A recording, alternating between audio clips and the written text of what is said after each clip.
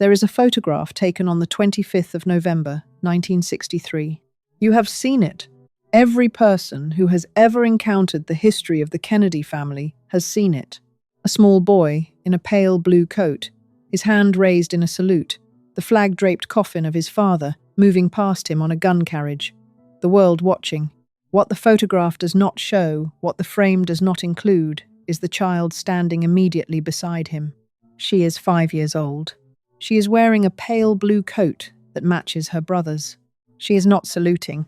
She is standing in the specific, contained stillness of a child who has been told by her mother, in the hours before this moment, in whatever words a mother finds when she has to prepare a 5-year-old for the most public grief in American history, to be still, to be present, to be what the occasion requires. Her name is Caroline Kennedy, and she has been being what the occasion requires ever since. She was 5 years old at her father's funeral. She was 36 years old when her mother died. She was 41 years old when her brother's plane went into the water off Catalina Island, when John Kennedy Jr. and his wife, Carolyn Bessette Kennedy, and his sister-in-law, Lauren Bessette, disappeared from radar at 9:41 p.m. on the 16th of July, 1999. She has managed the Kennedy mythology for 60 years. She has done it well. She has done it in the specific, practiced way of someone who learnt at 5 years old that the institution comes first, that the image must be maintained, that the silence must be kept, that the things which cannot be made to fit the narrative must be managed rather than acknowledged. She has been managing ever since.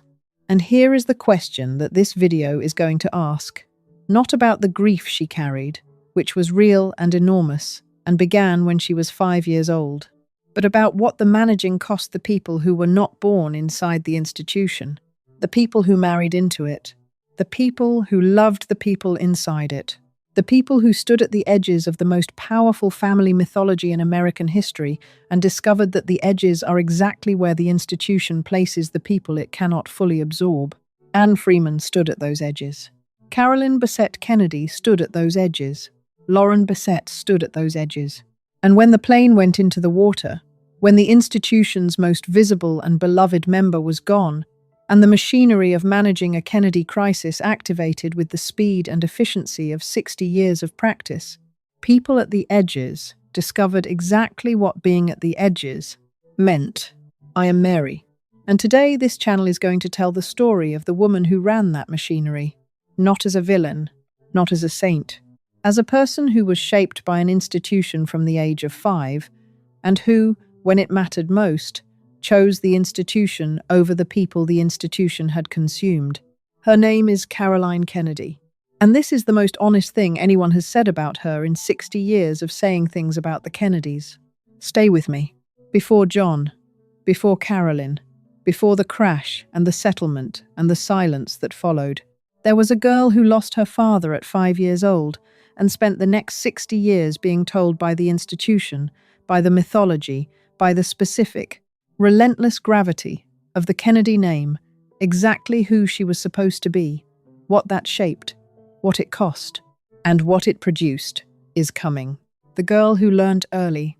Caroline Bouvier Kennedy was born on the 27th of November, 1957, in New York City. She was the first child of John Fitzgerald Kennedy, then a United States Senator from Massachusetts, already the subject of considerable political attention, already the specific, charismatic presence that would eventually make him the most famous man in America, and Jacqueline Bouvier Kennedy, whose intelligence and aesthetic sensibility and specific, practiced elegance were the qualities that the world would spend the next 60 years trying to describe. She was born into a household that was already, before it became what it became, a performance. Jack Kennedy understood performance. He had been performing since his father began preparing him for public life. He understood the relationship between image and power with the precision of a man whose entire political ascent had been built on the management of both. He was warm, he was charming, he was genuinely funny, and he was also in the documented, private reality of his marriage. A man whose personal behavior did not match the public image of the devoted family man that the political operation required. Jackie understood this too. She had married it with open eyes, in the specific way of a very intelligent woman who understood what the transaction was and who had calculated that what she was getting was worth what she was giving. Caroline grew up at the intersection of those two understandings.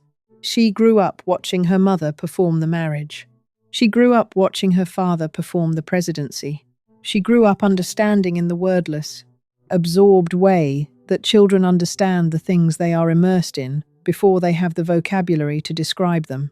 That the public version of the family and the private version of the family were not the same thing, and that the public version was the one that mattered.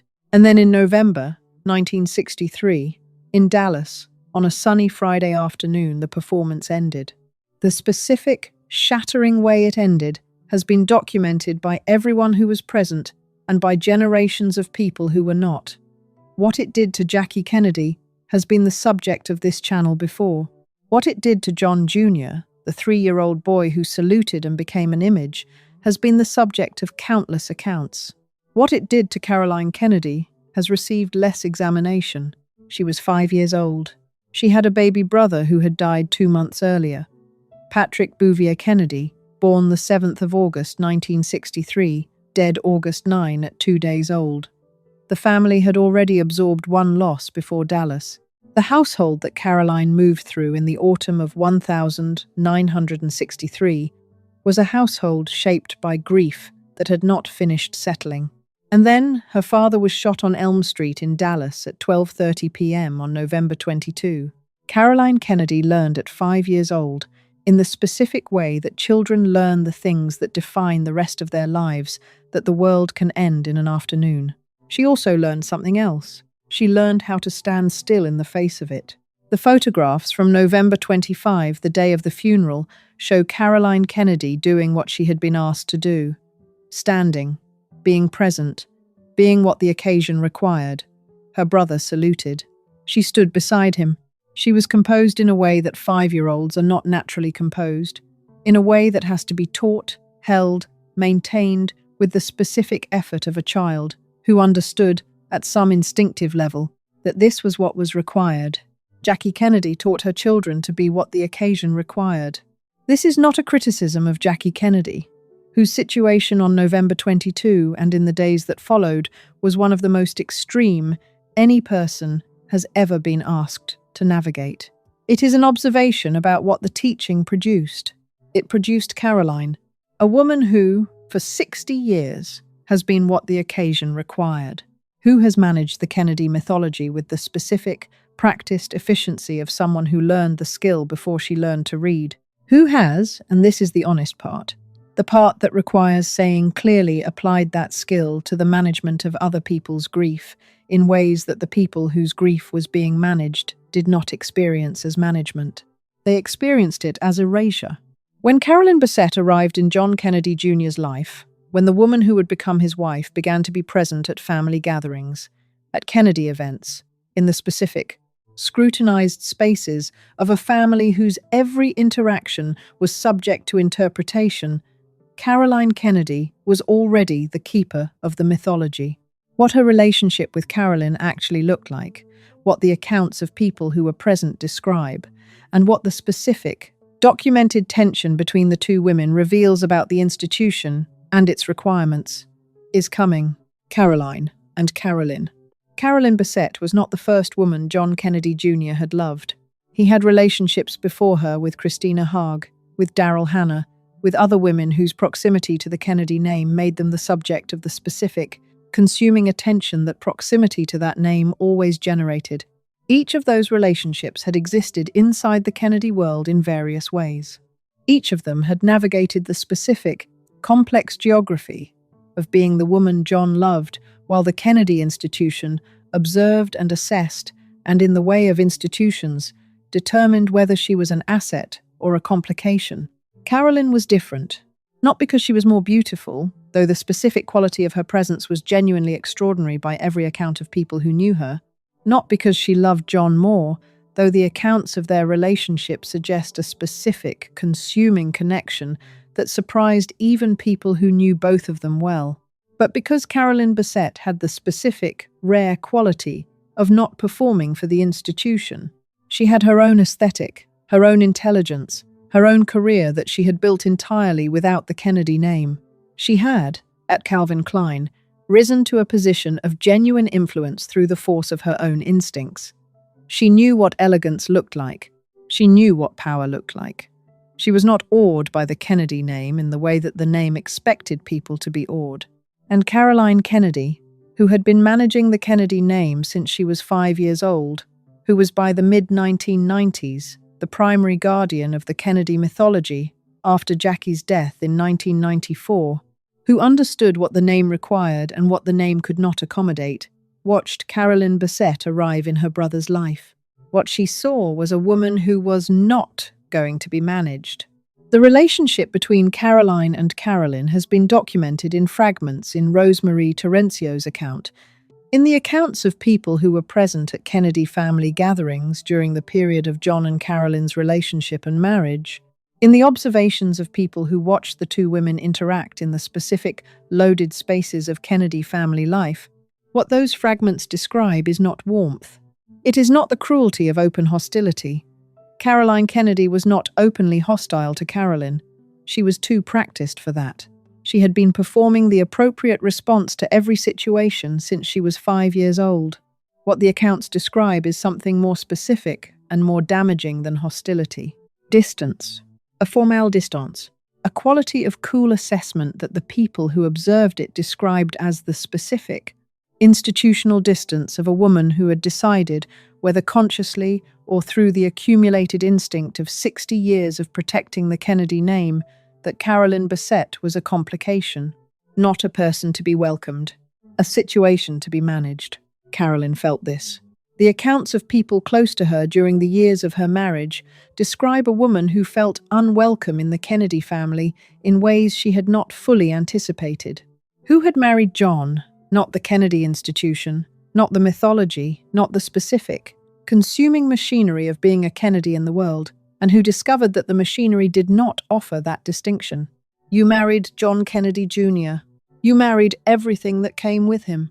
And what came with him included a sister who had been protecting the institution since 1963, and who had not, by any documented account, decided that Carolyn Bessette was someone worth changing the protection for. Now here is the honest thing that this video must say about Caroline's position. She had watched the women in her family consumed by the Kennedy world. She had watched her mother perform a marriage that Jackie herself had described with more complexity than the mythology acknowledged. She had watched the women who married Kennedy men disappear inside the machinery, Joan, who drank because the machinery gave her no other container for what it required her to absorb. Ethel, who crouched over her husband on a hotel kitchen floor and then spent 50 years building things in his name because the machinery did not have a framework for her grief. She had watched what the name did to the women who entered it. And perhaps some portion of her wariness about Carolyn Bessette was not the institutional coldness of a woman protecting a mythology, but the specific, private concern of a woman who had watched the Kennedy name consume people and who was not sure that John's wife was going to survive the consumption. Both things can be true. The institution can be the primary driver, and the grief of someone who has watched the institution operate for 40 years can produce something that looks like institutional coldness and is also something more personal. Caroline Kennedy is a person who has been living inside an impossible situation since the 25th of November, 1963. What she did with that does not excuse the way the Bessette family was treated in July 1999, but it is the honest frame for understanding how it happened. On the 16th of July, 1999, the plane went into the water. The Kennedy machinery activated immediately. And Anne Freeman, the mother who had raised Carolyn and Lauren, who had lost both her daughters in a single night, who had been standing at the edges of the Kennedy world, watching it consume her children for 3 years, received a visit from a representative of the Kennedy family. What happened in the weeks after the crash? What the documented record shows about how the Bessette family was treated, and what the settlement required of the woman who had lost the most, is coming. After the crash, the plane disappeared from radar at 9:41 p.m. on the 16th of July 1999. By the following morning, when the search had been running through the night, and the Coast Guard had been alerted, and the specific, enormous apparatus of a government responding to the possible death of a Kennedy had assembled itself with practiced efficiency. The Kennedy family had already begun to manage the narrative. This is not a criticism. It is a description of what the Kennedy family had been doing since November 1963, managing the narrative of their own tragedy with the specific, practiced skill of people who understood that the story that gets told in the first hours is the story that defines everything that follows. The story that was told in the first hours of the search, the story that the press received, the story that shaped every subsequent account, was a Kennedy story. The search was framed as a search for John Kennedy Jr. His wife was mentioned, his sister-in-law was mentioned, and from the very first hours in the specific, accumulated way of a machinery that had been running for 60 years, the story organized itself around the Kennedy name. Caroline Kennedy was at the center of that organization. She was not in Dallas this time. She was not 5 years old. She was 41 years old, and she was the last surviving member of the Kennedy family's primary line, the children of Jack and Jackie, the ones the mythology had been built around since before she could walk. And she did what she had been doing since 1963. She managed it. The search lasted 5 days. The wreckage was found on the ocean floor on July 20. The bodies were recovered. All 3 were cremated. On the 22nd of July 1999, 6 days after the crash, the United States Navy scattered their ashes at sea from the deck of the USS Briscoe off the coast of Martha's Vineyard. Anne Freeman was present. Anne Freeman, who had lost both of her daughters in a single night, who had raised Carolyn and Lauren in Greenwich, Connecticut, and watched them build extraordinary lives, and then watched her younger daughter marry into a world that never quite let her be Carolyn rather than Mrs. Kennedy was present at the scattering of her daughter's ashes. She was not in charge of it. The Kennedy family determined how the bodies would be disposed of. The Kennedy family determined that there would be no headstones, no graves, no physical place where Anne Freeman could go to be near her daughters.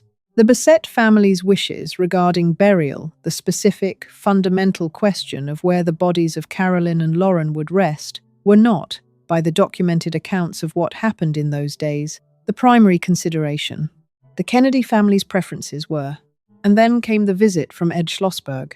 Edwin Schlossberg, Caroline Kennedy's husband, the man who had married into the Kennedy family 13 years earlier, the man who was therefore Caroline's representative in situations where Caroline herself could not or did not appear. The accounts of what that visit looked like, what was communicated, in what terms, with what quality of warmth or its absence, describe a conversation that Anne Freeman did not experience as condolence. She experienced it as a transaction. The transaction was this. The Kennedy estate, the estate of John Kennedy Jr., valued at significant amount, would provide financial compensation to Anne Freeman for the loss of her daughters. In exchange, Anne Freeman would not pursue legal action against the Kennedy family for wrongful death, and she would not speak publicly about what she knew. The reported settlement was approximately $15 million. Anne Freeman accepted it. She signed the agreement. She did not speak publicly afterward. Not about Carolyn's life inside the Kennedy marriage. Not about what the 3 years between the wedding and the crash had looked like from a mother's perspective. Not about the specific, documented ways in which her daughters had been made secondary to the Kennedy narrative both in life and in death. Not one word. For the rest of her life. And here is the specific, documented thing that this video wants to say about that silence. The thing that the coverage of the crash has never said clearly. Anne Freeman's silence was purchased. Not forced, perhaps, in any legal sense. Not extracted by threat or coercion that has been documented. But purchased. The settlement existed. The NDA existed. The terms existed. And Anne Freeman, who had 2 daughters and no grave to visit, and a settlement that required her silence, did not speak. Now, was this Caroline Kennedy's decision specifically? The documented record does not establish that directly. The documented record establishes that Ed Schlossberg made the approach, that the Kennedy estate provided the settlement, that Caroline Kennedy was the executor of her brother's estate and the primary representative of the Kennedy family after John's death. The decision to approach Anne Freeman in that way, to make the conversation a transaction rather than a condolence, was made by someone. The someone who was running the institution was Caroline Kennedy. The memorial service for John Kennedy Jr. was held at St. Thomas More Church in New York on the 23rd of July, 1999. The eulogies were delivered, the words were chosen. The public record of what was said and what was not said exists in print and in memory. What the service said about John, what it said about Carolyn, what it said about Lauren, and what it did not say at all, is the part of this story that the coverage has never examined as carefully as it deserves. That is coming. The memorial. The memorial service for John F. Kennedy Jr. was held at St. Thomas More Church on East 89th Street in Manhattan on the 23rd of July 1999. It was attended by the Kennedy family, by the political figures who had known John and his family across the decades, by the celebrities and cultural figures whose connection to the Kennedy world made their presence at a Kennedy memorial a given. The eulogies spoke of John. They spoke of his childhood, the salute, the White House, the specific, luminous quality of a boy who had grown up in the most scrutinized household in American history and had emerged from it as someone the world found genuinely remarkable. They spoke of his magazine George, of his legal career, of his physical courage, of the specific, generous quality of his attention that the people who knew him consistently described as one of his most extraordinary characteristics. They spoke of Carolyn in the specific, careful way that eulogies speak of people. When the eulogists are not quite sure what to say, they acknowledged that she had been there, that she had been his wife, that she had been lost alongside him. They said she was devoted to him. They said she brought elegance to his life. They said she was beautiful. What they did not say was who she actually was. The woman who had run the Calvin Klein showroom, who had been described by people who worked with her as the most naturally gifted person in the building, who could read a room and a person and a situation with the specific, rare accuracy of someone whose intelligence operated primarily in the register of human understanding rather than abstract analysis. The woman who had spent 3 years navigating the specific, impossible terrain of being Mrs. Kennedy, in a world that did not leave Mrs. Kennedy alone. The woman who had sat in an apartment in Tribeca while photographers camped outside and newspapers printed theories about her marriage and the world, decided it had the right to know everything about the private life of someone who had never asked to be known. She was beautiful. She was devoted. She was Mrs. Kennedy. That was the eulogy. Lauren received less. Carolyn Bessette, who was 34 years old when she died, who had built a career at Morgan Stanley that placed her among the most capable people in her field, who was identified in the reports of the crash primarily as Carolyn's sister, received a brief acknowledgement. She had been on the plane. That was, in the public record of what was said at the memorial, approximately the full extent of it. Anne Freeman, the woman who had lost both of her daughters, who was sitting in that church with the specific, unspeakable grief of a mother who has received the worst phone call that exists, was not named in the Kennedy family's public statements. Not named. Not in the eulogies. Not in the formal acknowledgements.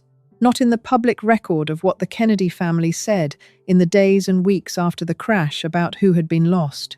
The Bessette family, the mother, the father, the surviving twin Lisa, who had lost both her sisters in a single night, was present.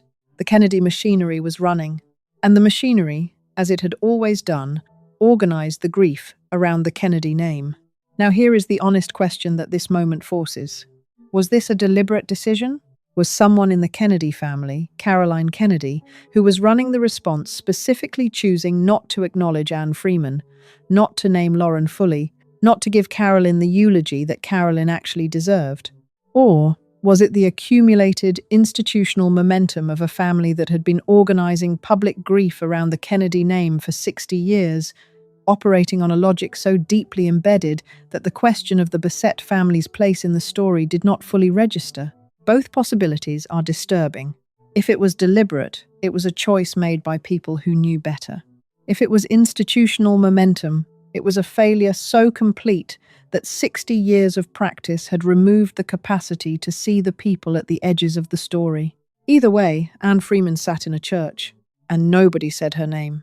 After the memorial, after the ashes were scattered and the settlement was negotiated, and the Kennedy machinery moved on to the next thing, Caroline Kennedy continued. She became an ambassador. She gave speeches. She accepted appointments. She maintained the mythology with the practiced efficiency of a lifetime. And she has never, not once, in 26 years, spoken publicly about what happened to Carolyn Bessette inside the Kennedy family, or about what happened to Anne Freeman in the weeks after the crash, what that silence means, and what the two sides of Caroline Kennedy's story require us to understand about the institution she has been serving since she was 5 years old, is coming. The two sides. Caroline Kennedy is 68 years old. She is, as of 2026, serving as the United States Ambassador to Australia, her second ambassadorial appointment. After Japan from 2013 to 2017, she is, by the accounts of the people who have worked with her in both postings, a serious and capable diplomat. She prepares carefully. She listens. She represents the United States with the specific combination of genuine intelligence and practiced public presence that her upbringing produced in abundance. She has written books. She has championed causes, education reform, constitutional rights, the preservation of her father's legacy through the work she has done at the Kennedy Library and through her public advocacy for the values she associates with his presidency. She has, by every external measure, built a life of genuine substance and genuine contribution. And she has done it while carrying something that this channel wants to acknowledge directly. She has been carrying grief since the 25th of November, 1963. Not occasional grief. Not the manageable grief of loss that has been processed and integrated and placed in its proper proportion to the rest of life. But the specific, ongoing grief of a woman who was shaped by loss before she had the psychological architecture to process it, who lost her father at 5, her infant brother at 5, her mother at 36, her brother at 41, who has outlived the people who defined her world, who has been the last surviving member of the Kennedy family's primary line, the direct descendants of Jack and Jackie, since the 16th of July, 1999. That is not nothing. It is, in fact, an almost unbearable amount of loss to carry across a lifetime. And this video, which has been honest about what the management of the Kennedy machinery cost, the people who were not born inside it, wants to be equally honest about what being born inside it cost Caroline Kennedy herself. She never had a choice about who she was. She was Caroline Kennedy before she was Caroline. The mythological figure, the child, in the pale blue coat, the girl who watched her father's funeral, the woman who managed the Kennedy legacy, existed before the person had fully formed. She has been performing the appropriate response to the occasion for 60 years. And here is what that performance has required. It has required the maintenance of a specific institutional silence about the things that do not fit the mythology. It has required the management of the Bessette family in a way that served the institution rather than the grief. It has required the negotiation of a settlement that purchased Anne Freeman's silence rather than acknowledging Anne Freeman's loss. It has required 60 years of not saying the things that the institution cannot afford to have said. Now here is the question this video has been asking since the first frame. Is that Caroline Kennedy's fault? Or is it the fault of the institution that shaped her before she was old enough to choose whether to be shaped by it? This video does not have a clean answer to that question. The answer is probably both. Caroline Kennedy made choices.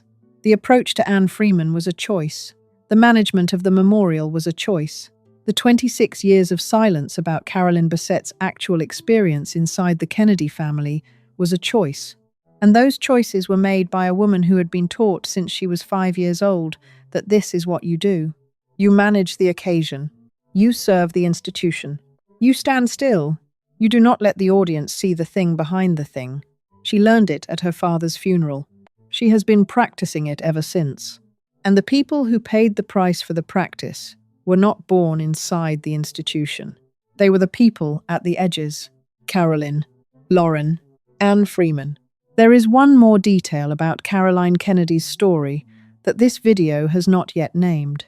A detail that is recent, that is documented, and that changes the frame through which everything this video has examined must be understood. What happened to Caroline Kennedy's own family in 2019, and what the specific, documented reality of grief arriving inside the institution she has been managing reveals about what the institution does not just to the people at the edges, but to the people at the center. That is coming.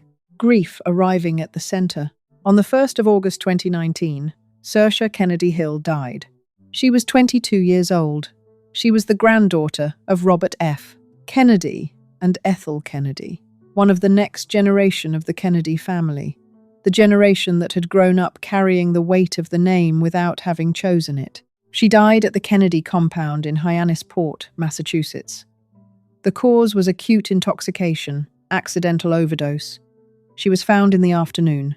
She was 22 years old. Saoirse Kennedy Hill was not Caroline Kennedy's daughter. She was RFK's granddaughter. She was part of the sprawling, complicated, grief-carrying Kennedy extended family rather than the specific line of Jack and Jackie's children. But she was a Kennedy, and her death, the specific, shocking, grief-producing death of a 22-year-old woman at the Kennedy compound in the summer of 2019, arrived inside the institution that Caroline had been managing for 60 years. Now, what does Saoirse Kennedy Hill's death have to do with Caroline Kennedy specifically? It has to do with something that the death of a young woman inside a famous family always reveals. It reveals the gap between the public and the private. Saoirse Kennedy Hill had written publicly about her struggles. She had written about mental health. She had written about addiction. She had written with the specific, brave clarity of a young woman who understood that the silence around these things was itself a form of harm. She died anyway. She died inside the institution.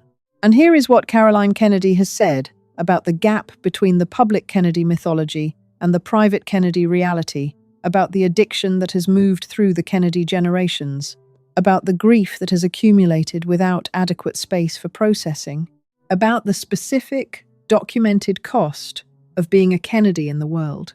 Nothing, not publicly, not in any documented interview or statement. The institution continues. The silence continues. And here is why this matters.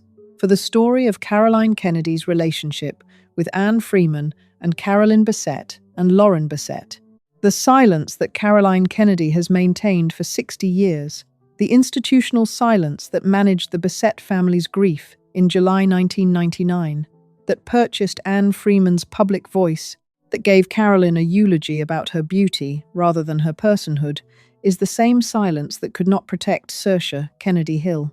The same institution that excluded Anne Freeman from the decisions about her daughter's ashes is the institution that could not make space for a 22-year-old woman's struggles.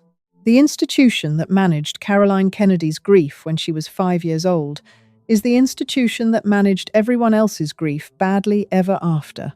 And Caroline Kennedy, who was shaped by that institution before she could choose otherwise, who has served it faithfully for 60 years, who has maintained the silence that the institution requires, is both its most dedicated servant and its most eloquent evidence of what the service costs. She lost her father at 5. She lost her baby brother at 5. She lost her mother at 36. She lost her brother at 41. She has been standing still at the edge of unbearable loss since the 25th of November, 1963. And she has never, not once, in 60 years, been given permission by the institution she serves to be anything other than composed. The institution does not create space for the unmanageable. It manages everything, including the grief of the woman who has been running it. Let me tell you what this video has actually been about. It has been about the specific, documented cost of an institution that has been running for 60 years without a mechanism for acknowledging what it takes. From the people it absorbs, from the people it excludes, from the people at its edges, and from the person at its center. Caroline Kennedy has been at the center of the Kennedy Institution since the 25th of November, 1963. She did not choose to be there. She was placed there by history, by the specific, catastrophic accident of being the daughter of the man who was killed on Elm Street on a Friday afternoon. She has done what she was placed there to do. She has managed the mythology. She managed it when Carolyn Bessette arrived in her brother's life, and the institution determined that Carolyn was a complication. She managed it when the plane went into the water and the machinery activated, and the Bessette family was processed as a liability rather than greeted as a family that had lost what the Kennedy family had lost only twice over. She managed it when the settlement was negotiated, and Anne Freeman's silence was purchased, and the Kennedy version of events became the only version of events that was publicly available.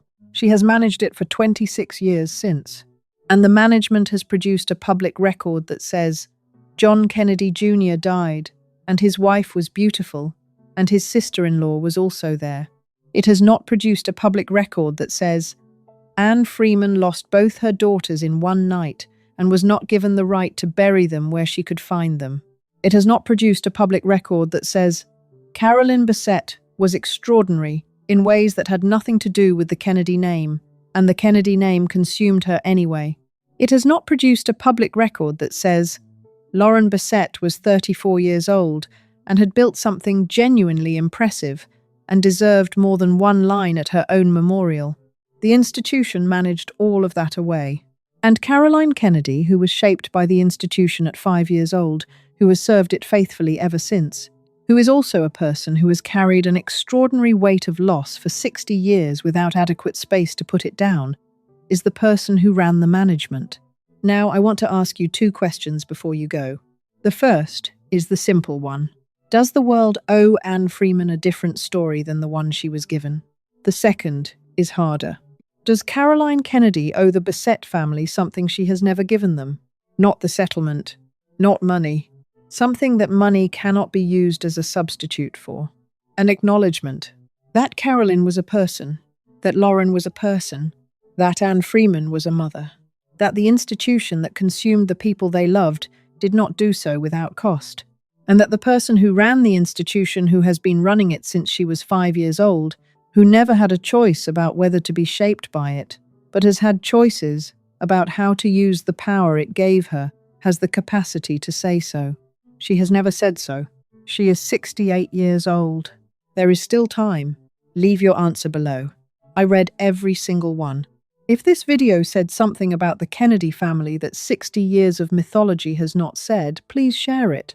Because the mythology remembers Caroline Kennedy standing still at her father's funeral. This video was about what the standing still cost everyone else. This is Mary of Shadows. Thank you for being here.